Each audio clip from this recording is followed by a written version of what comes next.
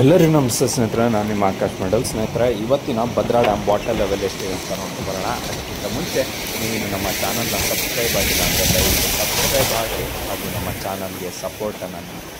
ಸ್ನೇಹಿತರೆ, ಇವತ್ತು ಅಂದರೆ 27 July 2025 Bhadra dam water level 180 ಅಡಿ 6 ಇಂಚು ಇರುವಂಥದ್ದು. ಅಂದರೆ ನೀವು ನೋಡ್ಬೋದು, ಇದೇ ವಾಟರ್ ಲೆವೆಲ್ನ ಮೇಂಟೈನ್ ಮಾಡ್ತಿರುವಂಥದ್ದು ಭದ್ರಾ ಡ್ಯಾಮ್ ಅಥಾರಿಟಿ. ಇನ್ನು ಇವತ್ತಿನ ಒಳಹರಿವಿನ ವಿಚಾರಕ್ಕೆ ಬರೋದಾದರೆ, ಭರ್ಜರಿಯಾಗಿ 39,017 ಕ್ಯೂಸೆಕ್ ನೀರು ಒಳಹರಿವು ಬಂದಿರುವಂಥದ್ದು. ಇದು ಒಂಥರ ವಿಶೇಷ ಅಂತಲೇ ಅನ್ಬೋದು.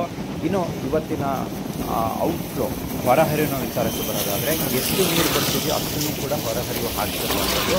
39,017 ಕ್ಯೂಸೆಕ್ ನೀರನ್ನು ಹೊರಹರಿವು ಆಗ್ತಾಯಿದೆ.